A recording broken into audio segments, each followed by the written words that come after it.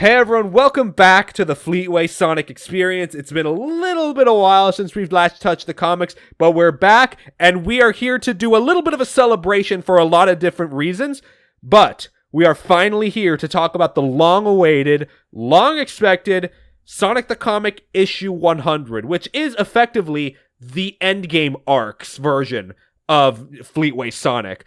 And that's kind of an interesting take to do this, because something that I've kind of failed to mention is sort of the speed of which these comics were originally released. The Archie comics were released monthly, like any regular American comic.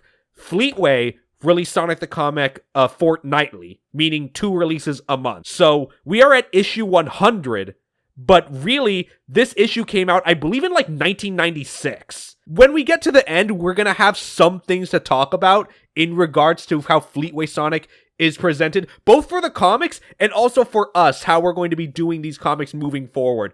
For right now, we're going to be sticking to the regular path of doing these comics one by one, beat for beat, story by story, for better or worse. Thankfully, there is actually a lot of consistency between the comics, and there are a lot of plot threads that go into this. This is actually a pretty solid set, and there are a lot of interesting things to talk about, especially as we get towards the end. One of the decisions that they make is probably one of the most interesting decisions this comic has done in ages, and I'm very, very, very interested to see how that progresses. Right, so without further ado, let's start with our first issue, Sonic the Comic, number 94, our first story, of course, done by Stringer and Elson. We open with Sonic and the Chaotix fighting a monster in the streets of New Tech City. This guy calls himself the Incredible Bulk, no joke explanation needed, and Sonic is very pissed on missing out on the New Year's party. But no, we turn back the clock to see how the situation started. A New Year's Eve party with the boring scientist by the name of Bob Bobble. He says he's been researching delta wave energy, and he's kind of scaring the hoe, if you will,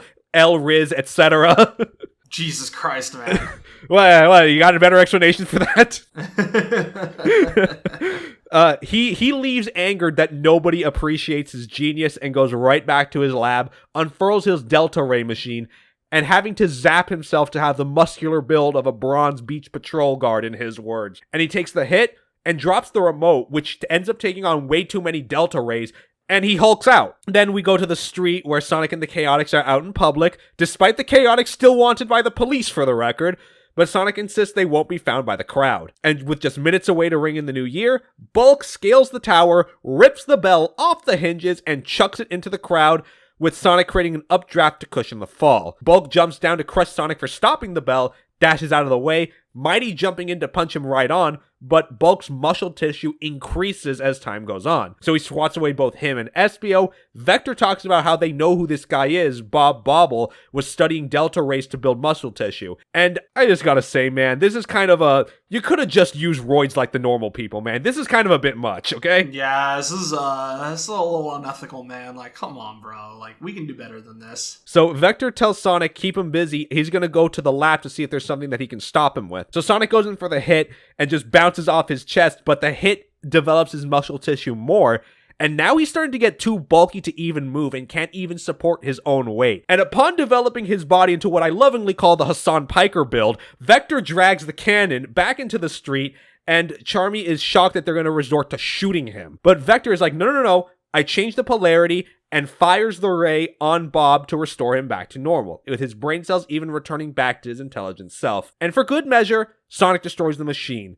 And Bob is shocked, years of hard work destroyed in an instant. And Sonic leaves him with the advice to say, why don't you use your knowledge to help others instead of yourself, bozo? And Bob promises to do that as they enter in the new year. But Sonic does not give a shit about this anymore. I got a party to go to. You're making me sleep, bro. go away. That was the story of all time, man. Like it just sort of happened. Yeah, we are basically just killing time for Sonic to go back to Mobius. Effectively, that's what these stories are. It's literally a Sonic goes back to Mobius waiting room.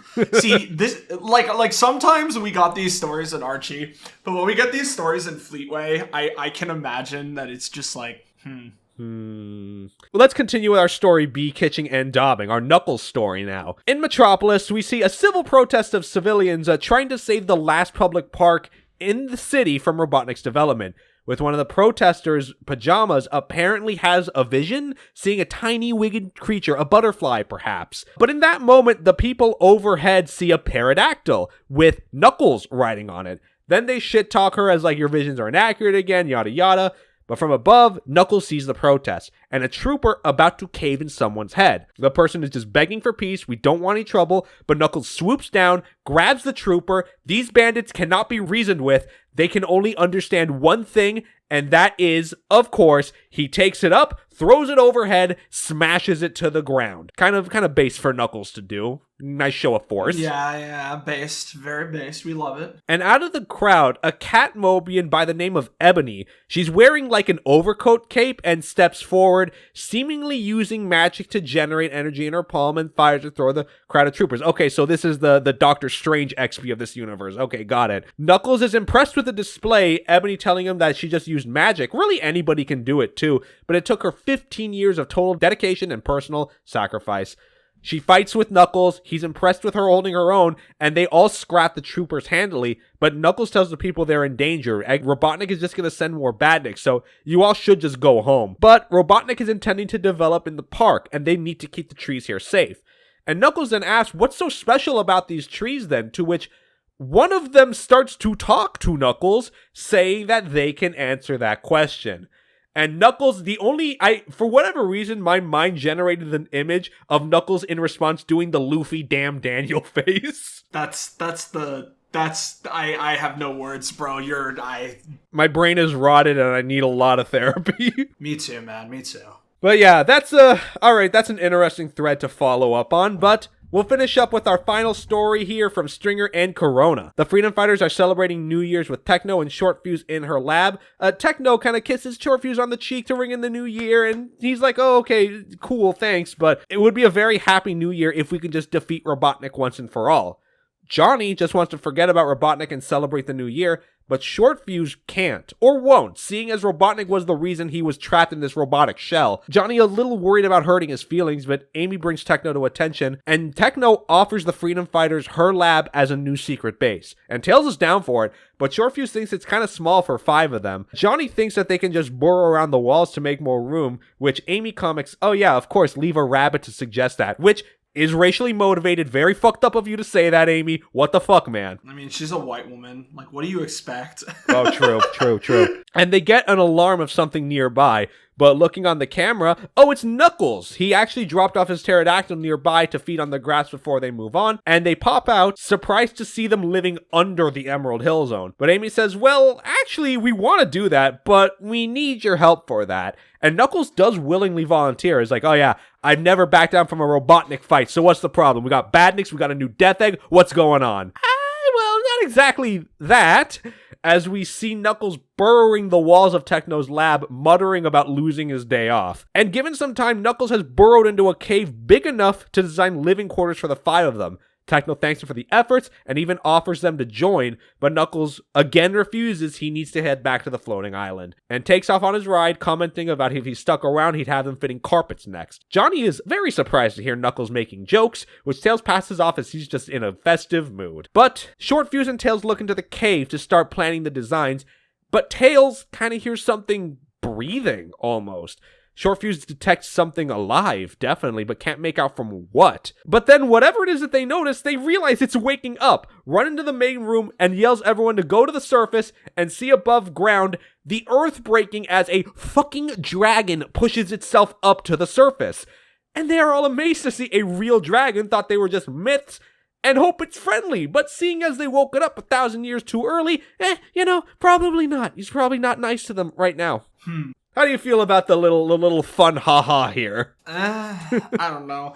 I think what's really funny is Short Fuse being like, dude, like, you know, this new year would be so epic if I was a real person. Everyone's like, dude, like, you're kind of killing the vibe. He's like, no, bro, we gotta take down Robotnik, bro. It's like, dude, it's New Year's. Like, I get it, but like, can we chill? It's like, come on, bro. Bro, you're killing the vibes here. It sucks. It sucks here. But no, yeah, that's the end of the comic. Very cool, very fun. Let's continue on with number 95. Story, of course, again, Kitching and Elsing. So Sonic, he's getting called from Tails and Johnny over the video phone, no way closer back to Mobius, but they are coping well without him since Short Fuse joined the Freedom Fighters. So Sonic takes this, of course, like, oh, you don't miss me at all then. It's just like, oh, well, yeah, like, no, I'm pulling your leg. It's all cool, man. But Sonic hears some boom noises coming out from outside and rushes out to check, and sees there's a street fight between two guys beating each other with full-size cars. They're evenly matched, causing a lot of damage, and Sonic is trying to make sense over this, but a civilian tells him, hey man, just try to stay out of this, okay? But he rushes in regardless, telling the guys, break up the fight, and assuming whoever attacks him first is the bad guy. Well, one of them throws a brick at him, takes his guess, and offers the other one to help fight, but he's actually swatted away, telling him, as his brother said, to stay out of this. Considering everything, Sonic's thinking, okay, you know what, yeah, sure, maybe I should just stay out of this. But a punch sends one of them into an apartment building, leading it to crumble. But luckily, it was already scheduled for demolition, so nobody was in there to begin with. That's lovely, great, awesome. So then Sonic asks a civilian nearby who these people are. They call themselves the Bruise Brothers. They get into a fight like this like once a month or whatever. And then Sonic sees an old lady about to get in between them, rushing to go save her before she's killed in the crossfire. And as a thanks, the lady hits Sonic over the head with her cane, telling them that these two are not monsters, just very naughty boys. Oh, okay, Sonic realizes, this is their mom. Awesome, cool. She tells them to put down their weapons and wait until their father comes home. So with this, Sonic is just like, okay, you all are crazy. I need to get home now. And that's the end of the story. Bro literally said, I can't do this shit anymore, dog. This is the last straw. I'm out. Fuck this. But unfortunately, he's got one more in him, but we'll get to that later. He got one more in him. Alright, B story, Kitching and Davin. Knuckles, startled to see the tree talking to him, now understands the urgency of saving these trees. Robotnik wants to cut these down to make a new apartment complex. You can't really ask a tree to move, you know? And this tree in particular is the oldest living tree on Mobius. The planet has been polluted, and it's time to call a halt. And Knuckles is still amazed to be talking to a tree, but the Elder says he is no more important than any other tree. It would be your race that thinks talking is so important. I'm sure he means Mobians in general, but I'm going to count this as another echidna racism moment. Can we agree to that? We can agree to that. Yeah, we can agree to that. All right, it returns from the grave once more. The tree tells the people to disperse so they don't get hurt, but they want to stay and fight for them despite Robotnik's forces coming down on them. And on cue, 3 super troopers arrive, telling the people to listen and leave, except for Knuckles, Ebony, and Pajamas. Robotnik wants those 3 in particular arrested. Pajamas gets a vision of them running through a giant forest as Ebony and Knuckles fight these troopers off. Knuckles even insulted that he wasn't recognized. There was a time when he was the most wanted person on the planet. He'll show him how he got his name. And while Ebony shields herself, Knuckles dodges a missile from another, but that missile directly hits the Elder Tree and burns him to ash. The other trees angered at his death, saying they will all pay for this outrage, and roots begin to sprout out from under the ground, large trees sprouting out, covering the entire city, which basically means Pajama's vision actually did come true. She's not a fraud, guys. Still, kind of an interesting development, though. Kind of interesting. Yeah, a little interesting. And we'll pick this up later with our next story, C, Stringer and Corona. Amy and Techno, or the girly pops, they're making their trek through the Emerald Hill, find something sticking out of the ground, and Amy actually recognizes it as a flying saucer from Marble Garden. It must have fallen off the floating island. Techno wants to take it back to the workshop. Maybe we can repair it. And once back, she sees it only sustained minor damage, and Amy wants to take it out for a ride when ready, imagining herself flying alongside Tails and Short Fuse, and once done, Techno makes a remote controller for Amy to drive it with. And once she's out and airborne, immediately she encounters egg robos in the sky, and she can't make a break for it, barely dodging fire. One cloaks itself invisible, grabs Amy and grounds her, the other 3 holding her at gunpoint. However, the saucer has already lost altitude, and once Amy makes a break for it, the saucer crashes into the egg robos, and it's completely out of commission now. Amy figures that maybe the best thing for the Freedom Fighters in general is for her to be the one to keep her feet on the ground. I mean, that's kind of cute, I guess. I guess. I don't know. It's kind of a whatever story, but not everyone is going to be as, like, crazy as some of the others. So, whatever. Whatever.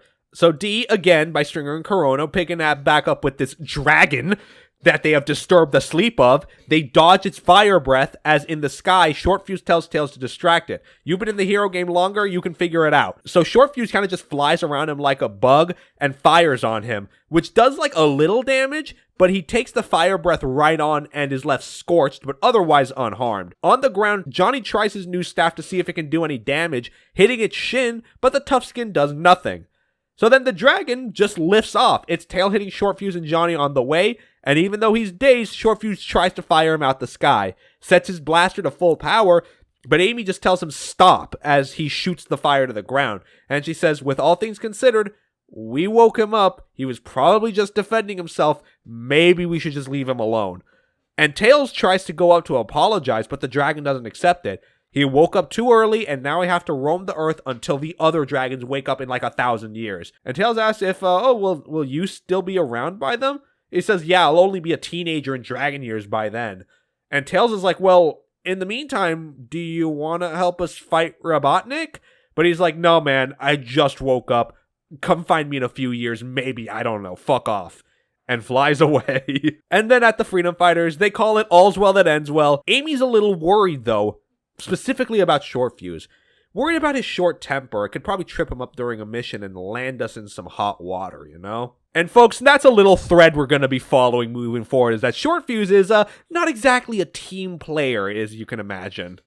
Bro is a little bit of a sicko. Just a little bit. I mean, you know what? Being forcefully fused into a robotic shell, maybe that'll fuck a person up a bit, you know? Like, I get it. I kind of understand a little bit, you know? Regardless, issue number 96, with our phase story being done by Stringer and Pritchett. In the Mutant, they call it, village district of New Tech City, a hippo by the name the Yob has robbed a bank. Apparently, again, Sonic coming in to stop him. But a lady actually holds him back, saying, oh, we've got our own local heroes to handle situations like this. And here they come now. They're the X-Men, but they're monkeys. Okay. Yeah, it is essentially straight up just the X-Men, because they got their own, like, monkey versions of, like, Cyclops, Jean Grey, Wolverine, yada, yada, yada. They're designed exactly like them. They're called the Z-Monkeys. What do you want me to say about this? I'm this is me right now. I'm just not perceiving this. This is the most, like, bro, what are we even doing? Like, why are we just allowing this to continue? Yeah, so I'm gonna go through this like a little faster than normal just for the sake of it, because I'm not gonna lie, reading this story kind of pissed me off. I don't know why, maybe I was just in a bad mood, but like I did not care for this. I saw it and I was just like, this is like the most, like, they had to fill space to issue 100 moment. Yeah. The gist of this story is that the Z-Monkeys have a moment called the Hero Hour where they just pose dramatically. The villain escapes. Sonic is pissed at the display. So Sonic takes it on to handle Yob directly, knocks him out cold, and they get the money back. He's in police custody, and so Sonic thinks this is kind of a little weird and decides to go to their leader, Professor Zed, and breaking into his quote-unquote school for gifted monkeys and telling him this whole, like, hero hour policy. And it's like, oh yeah, I understand that, but also it's kind of interesting that crime seems to go up at that moment. That's kind of a weird coincidence, right, man? But it doesn't matter. The Z-Monkeys attack Sonic as they break in. He traps the professor in a vortex, and it actually reveals he was in a costume the whole time, being piloted by a villain named Mad Mino, who's a weasel, I guess. I don't know. I don't care. So he assumed leadership, abused the trust, and his friends commit the crimes. Mad Mino's fully arrested. Sonic hopes the monkeys learned a lesson from all this, which they decide to change their hero hour to an agony hour where they stand around feeling sorry for themselves since their mentor turned out to be a bad guy. Sonic does not want to deal with this shit anymore. I have to go back to Mobius. I want to fucking gamer myself. I need to go, bro. I can't be here no more, man. I'm over it. I'm over this shit. Me too, honestly. Me too, yes. Anyway, our B story, kitching and daubing again. Knuckles and Ebony, they've gotten themselves entangled with the ancient trees, overtaking Metropolis. One of the Robotnik troopers, it fires on Knuckles from behind, which he barks back, haven't you done enough damage? Another magic user, Omen, uses a spell that ends up trapping Ebony, as he proves her magic is inferior to his. Knuckles, still in the fight, is trapped by a second Robotnik trooper, as Omen warns them not to move, lest his associate blow your heads clean off. The ancient tree sees this action as more proof these people think of nothing but destruction, and fully resort to taking over the planet. Omen laughs at the idea of them taking over, but Knuckles tells them don't be foolish. We've seen their power, they made an entire forest in minutes, and while he apologizes for the actions of the echidnas, right now I'm here to help you guys. What would the Elder Tree have done? And upon that, recollection, they decide to change course and end up trapping only Robotnik's troopers, but they promise not to cause them any harm. They know violence isn't the answer, and the trees decide to throw them out, telling them just don't return. The protesters celebrate and feel sad they couldn't really do anything for the Elder Tree, but don't grieve for him. His time will come again. And they don't really know what that could mean, but 2 days later, Robotnik has just fenced off the forest, no one's allowed to enter, and the place is now a spot of natural beauty inside Robotnik's empire. But one spot is more sacred than the others, the stump of the Elder Tree. And given enough time, life will grow again, as we see, little flowers and stuff spurting from the root. So I'm sure there's a lesson in there somewhere. I mean, somewhere, but I mean, the final shots of the tree were pretty beautiful. I can't even lie. It's very pretty. Very nice. Actually, it was a really good story, not gonna lie. We will move on to this to this Tails story from Stringer and Corona. So Tails is going to the Casino Night Zone. He's been invited to meet his quote-unquote adoring fan club, and takes off, thinking the public want to thank him for his work. And from above, Tails is lowering himself to a group of people with laser guns wearing AR goggles and open fire on him, not the welcome he was expecting. A laser knocked concrete out of place, Tails telling a guy to move, but he just passes off as like, what do you mean, man? It's not real. But Tails swoops down and tackles him, knocks off his goggles, surprised to see Tails, and that these goggles made him look like a badnik, and the other players are opening fire on them and take cover in an alley. The guy just thinks that they're just kind of playing a game, This Max Gamble said the VR goggles are just projecting stuff. It's not real. And Tails recognizes this name. Gamble, we see him looking down on the city, his plan unfurling in front of him. That life's a gamble when you mess with Max, want to make it his new catchphrase, yada yada. Tails surprises him on the balcony, even asking how he found him, but Tails is like, bro, I can find your address in a phone book. He flies behind, grabs him by the tail, and lifts him off the ground, dropping him headfirst onto the street level. Crazy that Tails does not have the respect for sanctity of life. Tails does not have the respect for the sanctity of life. He is also over this shit and over having to deal with people doing this to him nonstop. Gamble tells the players to open fire on the squirt, but they end up opening fire on him because he's a bigger target. All according to Tails' plan. The batteries of the goggles eventually die, and the people see they've been firing on Gamble this whole time, who climbed up a pole for safety. But some of the people come running to Tails with books in hand, asking for an autograph, and Tails is like, oh yeah, sure, definitely, this trip wasn't a waste at all. But they actually say, could you take those and get Sonic's autograph the next time you see him? And Tails is just like, okay, sure. Okay, yeah, story of my life, I guess. Sad, no respect. And our last story for this issue, Stringer and Dobbin. We see a family around the TV to watch the 6 o'clock news, Robotnik's daily speech, as is the law. The family's clearly bored, but if they don't watch, Dad'll be roboticized, so you gotta do this. Suddenly, the signal scrambles, and the feed is taken over by a live feed of a new game show called Mock the Doc, hosted by Matthew Corgi. They even say they jammed the broadcasters to play over Robotnik's speech, inviting members of the public to make fun of Robotnik. The first contestant coming on a makeshift Robotnik costume, and the people are genuinely liking what they see. It's kind of interesting. I mean, somebody made a pirate radio station to fuck around and find out, and, it's working. Hey, and in Robotnik's Citadel, he's still doing his broadcast, but Grimer's like, hey, sir, boss man, no one's watching. A pirate station overtook the signal, and Robotnik tracks that signal down and sends troopers to the studio, and he awaits to see the carnage, but the troopers are not designed to distinguish Robotnik, apparently, and they fall for everybody that's wearing Robotnik costumes. Okay, that's actually kind of a funny bit, I'm not gonna lie. It's kind of good.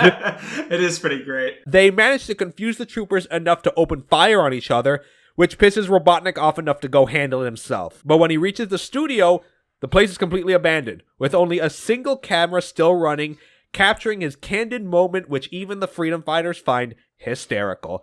And back at the Citadel, Robotnik smashed his TV monitor on the desk, Grimer asking if there was just nothing good on that night. All right, actually a pretty good story, not gonna lie. Yeah, it's pretty good. Can't lie, yeah. Issue number 97, folks. Our A-story, Kitching and Elsing. Folks, will you believe it when I say we're finally going to advance the plot? Are we? Are we finally advancing the plot? I think we are. Kitching and Elsing again. The Eastern District of New Tech City. We see Sidewinder's castle, more determined to find Supersonic now more than ever, and even detecting his energy signature but can't make out the source. Regardless, he will enslave Supersonic come hell or high water. On the other side of the city, though, Sonic and the Chaotix finish fighting the grunts of one Dr. Plague, even letting the police take over and arrest them. There's an editor's note here, actually, that says the Chaotix are no longer wanted by the cops, which it's like, okay, you resolved that off screen, but like, you could have had that as a filler story, I guess. You could have done the thing, but you didn't. Come on, man. That's a little bit of a wasted effort, I guess. But anyway, Dr. Plague shows up, tells the Chaotix, do not move towards me or I'll drop this vial, which has a virus powerful enough to kill everybody in the city, including me, but I'm willing to go that far. Then Sonic calls his bluff, walks towards him, and he chucks the vial to the ground, which Sonic uses his speed to catch up to it before it touches the ground. However, Plague has a whole batch of them in his back pocket and releases all of them, wanting to see Sonic catch them. He snatches the box, rushes around to catch the vial safely, and catches 7 out of the 8 in front of the Chaotix. And Vector panics thinking that Sonic missed one, but Sonic ends up catching the last one right in front of him. Vector pissed that this guy is just a show-off. Charmy, though, calls Sonic over. There's a call from Mobius, from a pig guy, says he knows you. And yep, Porker Lewis, calling in a panic that something terrible is happening. But the call cuts off before he can explain more. Now in a rush to get back to Mobius more than ever, we gotta figure something out. But with Omni out of commission, there's really nothing that the Chaotix can do. And SBO starts to see the civilians around them panic, saying to look up in the sky, it's the end of the world. And they see 2 suns in the sky. With Sonic notes, yeah, I know this place is weird, but that's unusual even for this place. What's up with that? Mighty says that there's an old legend about the end of the world which starts with 2 suns in the sky, but it's just a legend, Charmy adds. Nobody really believes it being true. And then a voice, unfortunately, tells them it can only be 2 true. And that voice is Omni, telling them the whole planet is in danger, as we then see Sidewander saying his computations are complete. I have found you at last, looking up at these 2 suns in the sky. Oh boy, we just kind of turned up the dial instantly, didn't we? Yeah, just randomly, it's like, alright, I guess we're in full plot mode now. I guess. So, speaking of Knuckles' part, kitching and daubing. Folks, after a long and arduous trek Knuckles has had, his little world tour arc has finally come to an end. He comes back to the floating island, with Plunder's documents finally able to repair the damage in the Emerald Chamber. And he lands in Mushroom Hill, expecting the refugees to be hustling and bustling, but the place is completely abandoned. A lot of damage to the town has been done. And climbs back onto the pterodactyl, goes straight to the chamber as on ground, someone has it in sights of a sniper, but another tells him, no, not just yet. I've waited a long time for this moment, and I want to enjoy it. Then in the Emerald Chamber, Knuckles wants to get work on the repairs right away to make scans for life, but here's someone scurrying about and chases after them, only for it to be Porker, asking him why he ran away, but he just says, I thought he was one of them. Knuckles is waiting to explain more, and Porker just says, like, well, they came into the night and ambushed us. Nobody escaped except for me, but I just did it because I was learning about the tunnel system under the island, and I use it to get out of there. He also built a transmuting device to call Sonic in the special zone, and manages to make contact to Charmy, asking him to get Sonic. And when Sonic answers, the device is blown up. Lewis is knocked out, Knuckles dodges the hit just barely, and they're found by both Dr. Robotnik and Dr. Zachary, who have big plans for our dear old Echidna. On top of which, we see Dr. Zachary is like half roboticized with a gun for an arm. By which, of course, I know I use the term roboticizing kind of loosely here, but this time I actually do mean it in like the Archie sense. I mean, his design kind of goes crazy, though, I'm not gonna lie. Why he looks like human Dimitri. Oh, yeah. Fused with Finitimus. Yeah? Yeah, I mean, like I said, this was like around 1996, so like, you think they got inspired? Do we have to add this to the list? Yes, absolutely. I would add this to the list. Oh, I don't know about you, I would. So, on that note, our D story with Stringer and Corona. In a plant in the chemical plant zone, the freedom fighters are staking the place out. Seeing Mobians are forced to make to work Toxicubes, drop them in a lake, instantly polluted. And Shortfuse sees in the distance the person left in charge of the plant, the Cybernic Vermin. So now we need a new plan of attack. But in his temper, he goes for the direct attack, catching Vermin off guard, firing his eye lasers on him, giving Shortfuse the advantage. Amy, Tails, and Johnny are fired upon by the troopers and make a break for it. Amy and Tails are in the air, but Johnny's foothold is broken and is about to fall into a vat of toxic waste. They're about to go back for him, but they're held down by a trooper. And Tails begs Shortfuse to go get Johnny, but what he does is 2 for the price of 1, shoving Vermin into the processing unit, distracting the trooper to let Tails free, and letting him rescue Johnny. Vermin and the troopers disappear via some sort of teleporter beam, and Shortfuse calls this RW, massive victory, folks. We destroyed the machine, the workers are freed, sick shit, right? But Amy says, no man, you risk Johnny's life here. The mission takes priority, so he says. He's safe, right? It doesn't matter in the end.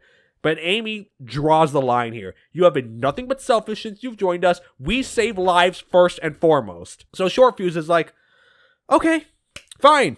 I can tell when I'm not wanted. And that's where he calls it quits and separates from the freedom fighters, flies away. And Tails says he's had it coming for some time now, and Amy is sorry to see him go, but yeah, things reach a boiling point. Boiling point being a very bad word, and it seems to be has triggered Johnny's PTSD just a little bit. Just a bit. A pinch. Well, yeah, Shortfuse, and I mean, I know I like the character, but I guess it's good when he's in spades, because it seems like he's just not really a team player, you know? It's unfortunate, right? It happened. So we will move on with Sonic the Comic, number 98. A story again, Kitching and Elsing. The Chaotix are shocked to see Omni, thinking he was still holding Supersonic, but he says, actually, that second sun in the sky is Supersonic, and he starts to explain.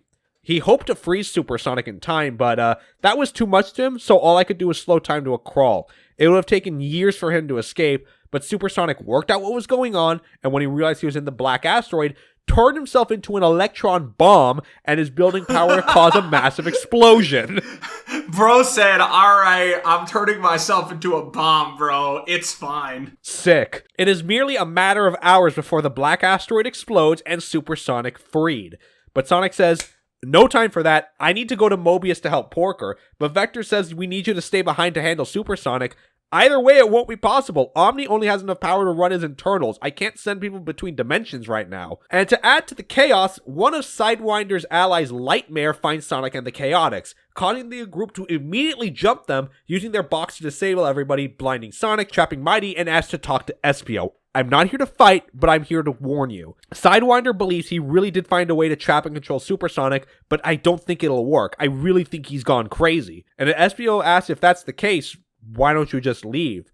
But they can't leave, as they unfurl their mask and hood, and reveals that she's actually Sidewinder's daughter. Why you gotta tell me that this man fucks, bro? That's nasty. Yeah, that's weird as fuck. Like, when did he fuck? Where did he fuck? Oh god. Well, after everyone clears their mind from their nightmares, Sonic and Chaotix hear her out.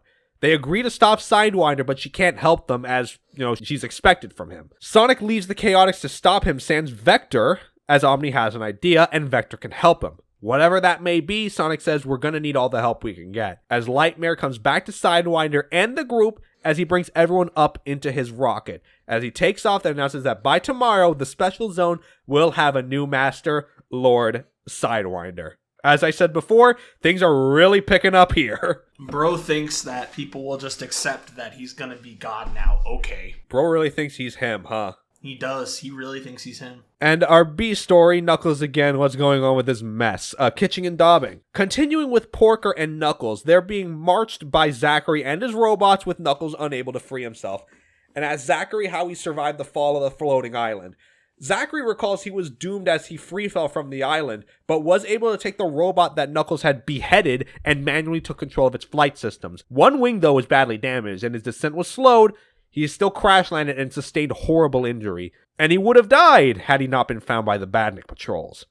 Robotnik adds he was very interested in Zachary since he believed Knuckles to be the last Echidna, and was rebuilt with Badnik technology. And in exchange, he told Robotnik where to find the Emerald Hill folk and raided the Mushroom Hill Zone. As for where they are, you'll be joining them quite soon as they're marched toward a building. And as they enter, Omni quietly appears behind them, observing what's happening, as Robotnik has strung the Emerald Hill Folk into the center of the building and attached them to this egg-shaped container connected via a helmet, their brains being used to power a gigantic biological computer, and once activated, it will become part of the most powerful computer ever, and as he unleashes this lever, the people will be doomed, as Omni from behind has to go back to the special zone to warn Sonic. So folks, I'm getting the notebook back out because they 100% stole the egg grapes for this.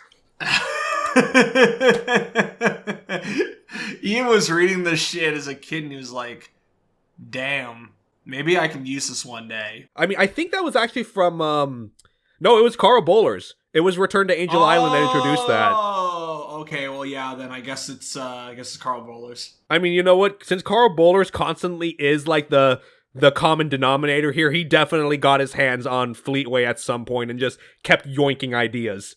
Which, hey, all love to him for that. Go ahead. Yeah, go for it, man. Anyway, D-Story, Stinger, and Pritchett. In Metropolis, Grimer has been left in charge as Robotnik is at the floating island. Because of this, people get rowdy and begin to protest in the street, and in response, he sends in their troopers and begins mass arrests. Even arresting people for, ridiculous reasons, as the freedom fighters hide in an alley watching the events unfold, even noting the troopers are being bigger bullies than usual. They came to do direct damage to Citadel Robotnik, but decide to abandon the mission and help the people out. Johnny smashes a trooper arresting a sheep. Tails and Amy do damage themselves, but upon grouping them back together, they're immediately trapped under a net. And with the freedom fighters captured, Grimer relishes in being able to make Robotnik proud, and before they're transported, the civilians they freed rally themselves to heroism. They band together, rush the troopers, and overwhelm them to the point where Grimer orders a retreat, and even the freedom fighters are freed from under the net. And with this, the civilians have their motivation to fight and are determined to do their part in overthrowing Robotnik's rule. Massive W on this part, and folks, let me also point out here, how did it take almost 100 issues to find synergy between all these stories for once? Pacing. They finally found some common ground story-wise to tell what is going to be kind of the end of this saga that Sonic the Comic has been building up towards. But that's a little too early to talk about. Let's start the second to last story, issue number 99, our first story from Kitching and Elsing. Sonic and the Chaotix frantically searching in the sky for Sidewinder and his gang, but they've lost them. Sonic thinks they could have landed somewhere and don't have enough time left. Meanwhile, in the city, Vector and Omni are in a lab called Equinox, which are recharging Omni to full strength. And he was able to warp to Mobius, but came back with bad news, and was fully recharged, he needs to get back to Sonic. Another researcher comes to them, warning that the black asteroid is giving off massive levels of electromagnetic radiation. If it explodes, it will send out a pulse that will knock out every electronic piece of equipment on the planet. Hospitals stop, banks will fail, and the planes will plummet. Oh boy. As if they needed, more stakes to this. I mean, we just raised the stakes 5 more levels somehow. This invigorates Vector to do more, telling them, charge up Omni, we need to get help somehow. As Sidewinder and his gang have positioned themselves to an asteroid near the exploding black asteroid, and he plans, once it explodes, to summon Supersonic with the power of his mind. Yeah, okay, this guy has gone crazy. Yeah, I guess he's just alright. Fuck it, I guess. Anyway, Sonic has found them, and with him and the Chaotix, they're able to easily overpower Sidewinder and his boys, as they're fully joined by Omni and Vector fully charged up. Omni tells Sonic he went to Mobius and found Robotnik had captured the Emerald Hill Folk on the floating island and is turning them into a giant biological computer. On top of that, the asteroid is going to explode in 30 seconds. And Sonic insists, take me to the floating island, but we can't just leave Supersonic here. Thinking quickly, Sonic asks Omni, take the asteroid to Mobius. Cut. Oh, wow. Oh, man. Okay. Our B story, Kitching and Daubing. Knuckles has been attached to the organic computer. Once Robotnik flips the switch, the process will be permanent, no way of being undone. With only inches away from touching the switch, Knuckles breaks free from his hold and beats Robotnik down, Zachary's sending his robot to remove Knuckles off of him. Robotnik orders Knuckles to be finished off as he goes to the backup panel to activate the computer, and soon, the Emerald Hill Folk will be nothing more than a bad memory. While Knuckles is fighting off these Guardian robots, Zachary asks Knuckles where he could go with them. Suffice to say, there are things about the island that even he doesn't know about. like where you found all these robots. But all he had to do was put in a little program, and now they answer to me. As the robots trample Zachary as they chase after Knuckles, just as he's about to make contact with Robotnik, Zachary shoots him in the air. No more delays, the Emerald Hill folk are doomed. But just before Robotnik is about to hit the button, Zachary stops and saying, "Look up in the sky," as the black asteroid was teleported right above the floating island, set to explode any second now. Oh, Jesus Christ. Yeah, it's just, oh, dude, we're escalating. We're escalating so hard right now, bro. Do you see how much we're escalating right now? And our last story for this one, Stringer and Pritchett. Metropolis Zone is in a full-on riot. The people are rising up against Robotnik's rule. Finally, as a reporter named Cadaid asks Amy, as a freedom fighter, are you behind this? And she attests this protest is the people finally tired of Robotnik's bullying tactics and now fighting back. Grimer, of course, is watching the news, figured this would happen when Robotnik goes away, and worried about the fallout if Robotnik came back to this.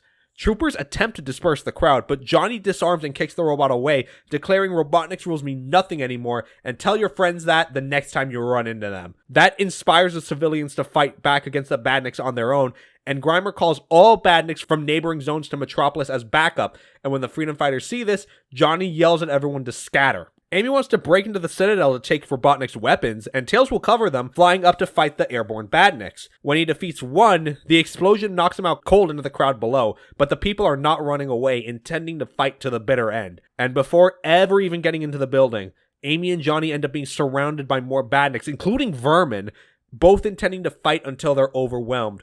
But Amy notices something in the sky, a bright, white, blinding light. The thread has all been connected together. What is going to happen here, Jesus Christ? That's a great question. And now we're gonna fucking find out in issue 100. At long last. The end game of Sonic the Comic. And this comic does something very interesting. As we've seen, there's a little bit of synergy going on here with all these comics so far.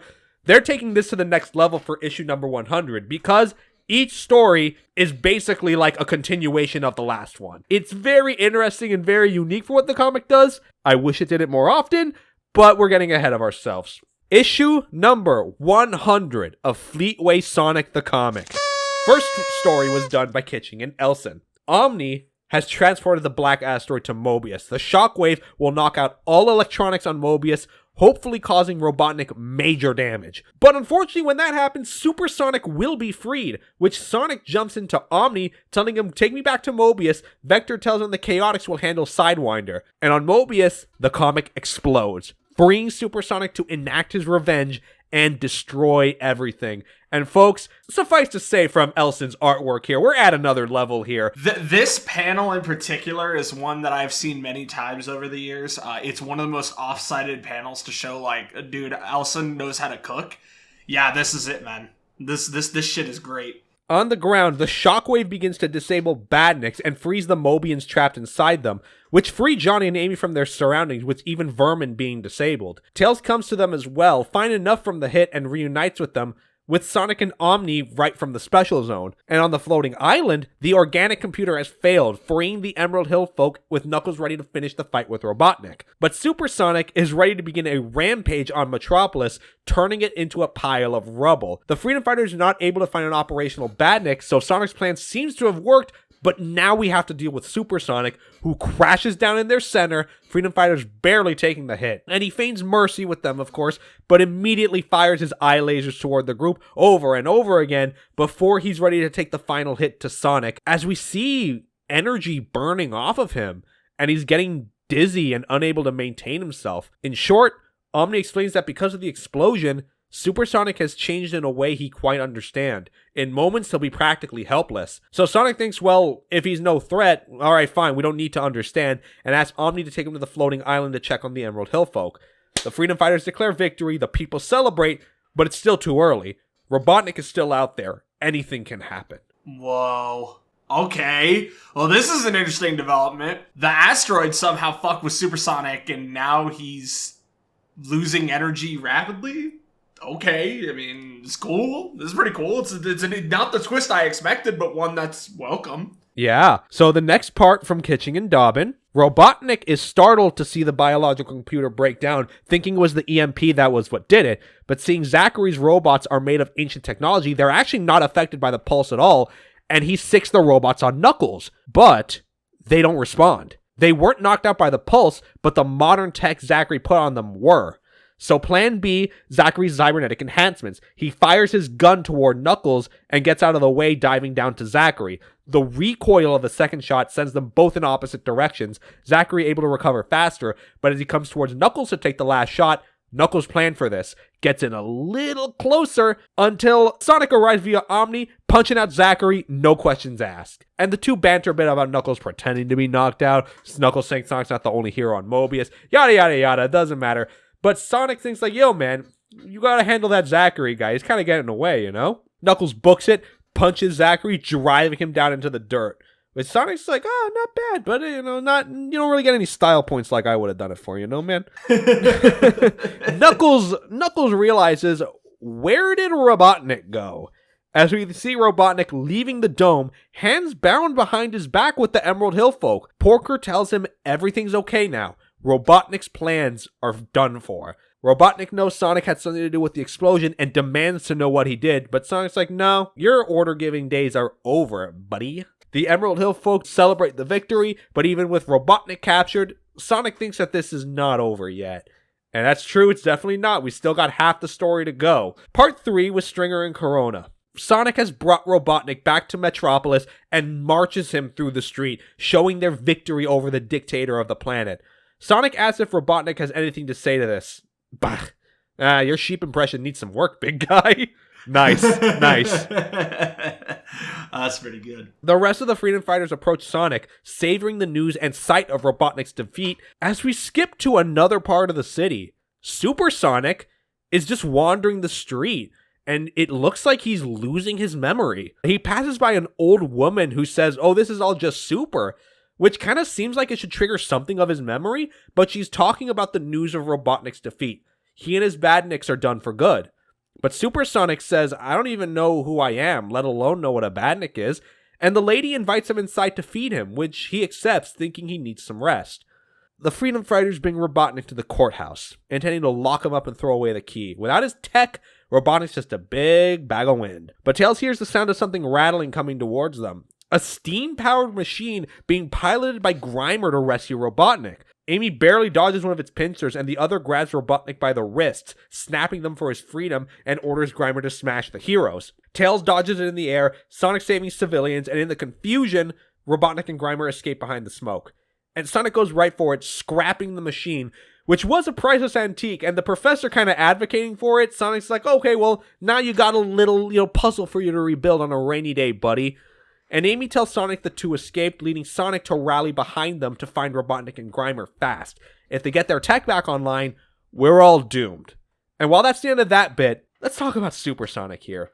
Lost his memory, completely dazed, does not seem to even know what's going on and who he is.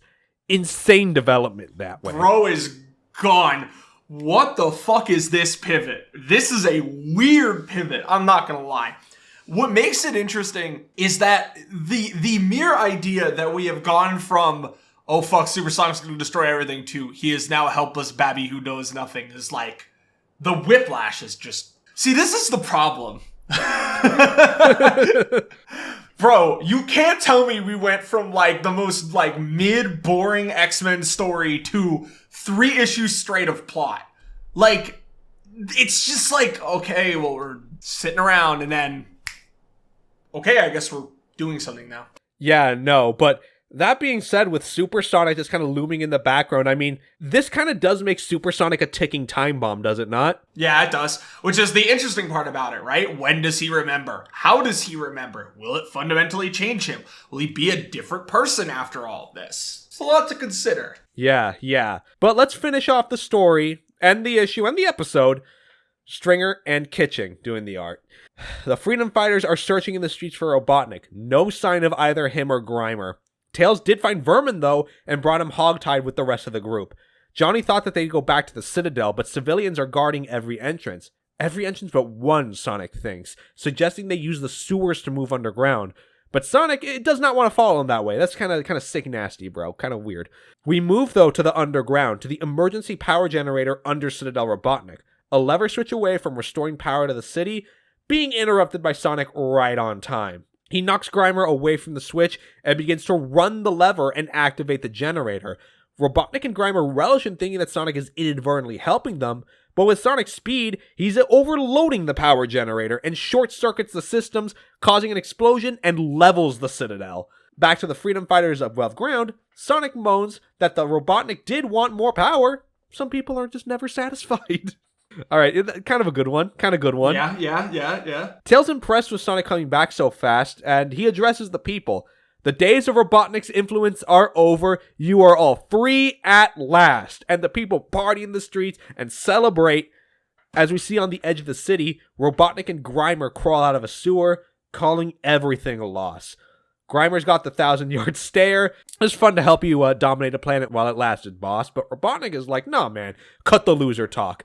I want revenge, Grimer, and I'm going to make Sonic and the people pay for what they've done. I will make them regret this day for the rest of their lives. That's the end of issue 100. That's the end of all the comics we've got for today. Folks, we just kind of went from 0 to 100 back again with the development speed of this comic.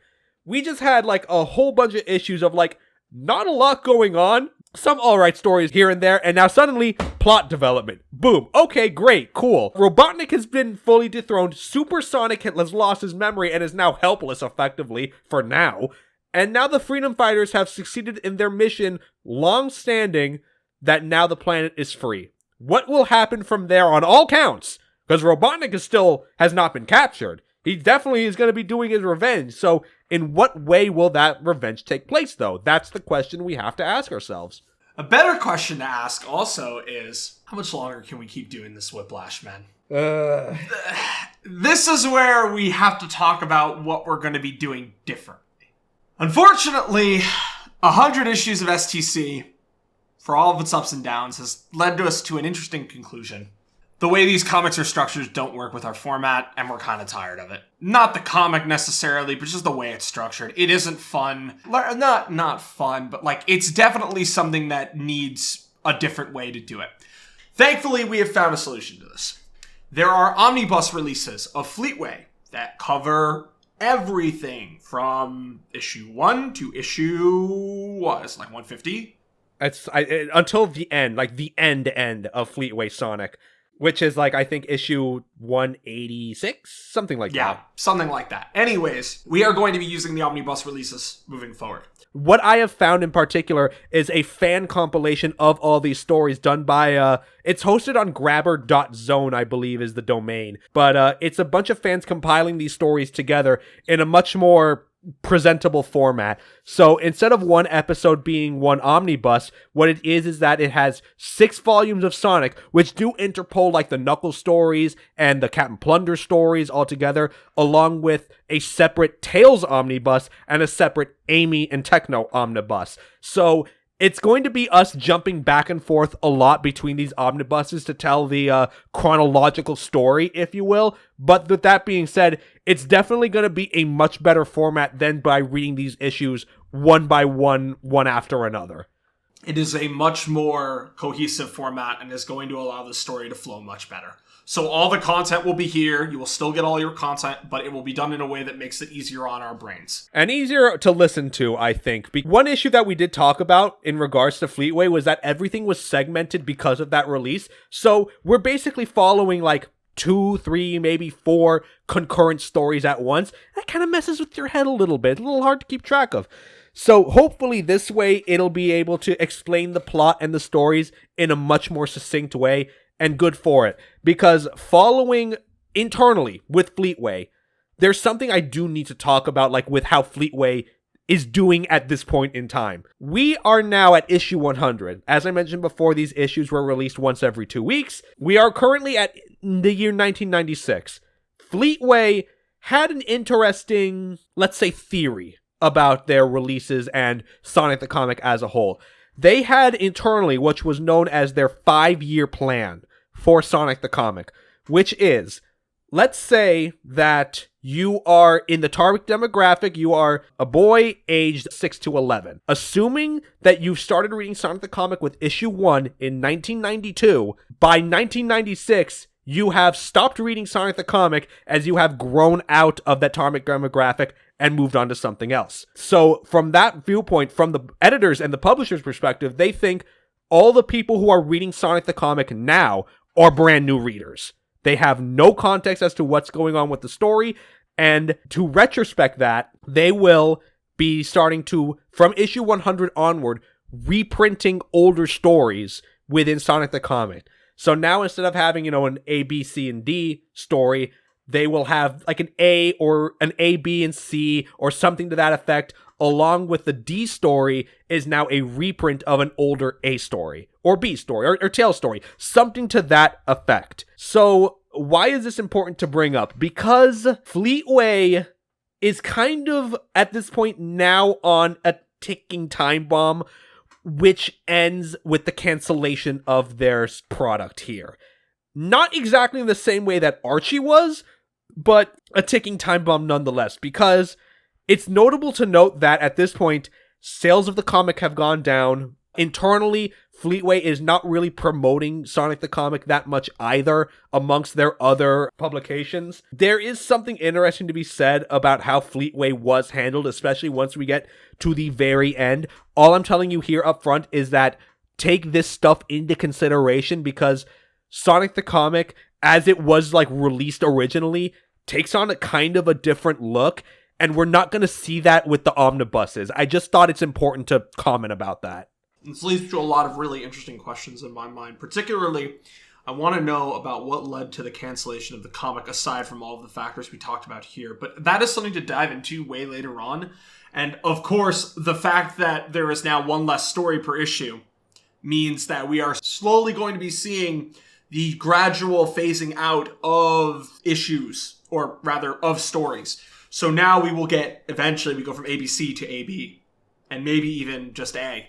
And then, after a certain point, the comic ends, and all future releases are just reprints. And for the record, they stayed to be reprints for a long time, but we're getting ahead of ourselves. We are very much getting ahead of ourselves. We still have a lot more comic to talk on. What we covered was Act 1 of Fleetway Sonic. We are done with Act 1 of Fleetway Sonic, and now we move on to Act 2.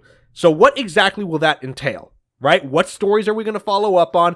I suspect Robotnik is going to be a thread we're going to follow. Supersonic is going to be a thread to follow up on. And of course, much like with Archie, we had a story arc, which is like life after Robotnik. So of course, we're going to have the Fleetway version of that. So what will that entail? Will we get some character development, some introspection? That's kind of the direction I would expect it, but we'll see when we get to that point in our next episode.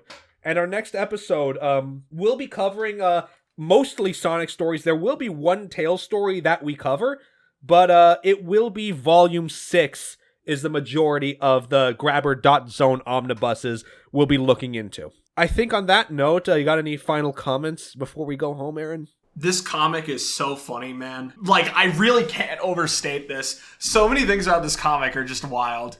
And I'm really interested to see how they plan on tying the story together moving forward, because I think we're in due need of some more structure, and I really want to hope that the omnibus releases plus Fleetway's general direction will lead to a more succinct and focused storyline. But we will see. We will see what happens, and we will go from there. So on that note, folks, before we go on, thank you for listening. Subscribe to the YouTube channel. Subscribe if you're listening on Spotify. And of course, check us out, patreon.com/SonicSpeed. Get all of our episodes early when they're ready. And of course, our patrons are getting some bonus materials, some extra content. $2 a month, get early episodes in addition to our reaction series where we've been watching the Sonic TV shows. Still early on with Sonic X, but each episode feels like a nice, cozy, warm blanket. And I love getting to watch those episodes. It's a fantastic time. They're really, really fun. I really enjoy them. And I hope you enjoy them as well. Check it out on patreon.com for $2 a month, $5 a month. That plus our pre-shows. You're basically getting an extra half of the episodes whenever we do content. Highly, highly recommend them. Great value. I think at this point, we have released almost 175 individual pieces of bonus content. So you are getting a major bang for your buck with that tier. Jesus, man, that's a lot of content. $5 a month. And $15 a month, it's all that and a video version of the podcast. So folks, thank you again so much for sticking by us. We have hit a little bit of a patch with Fleetway Sonic, but moving forward, things are going to be a lot more smoother, a lot more succinct, and you don't want to miss it, folks. See you next time. See you.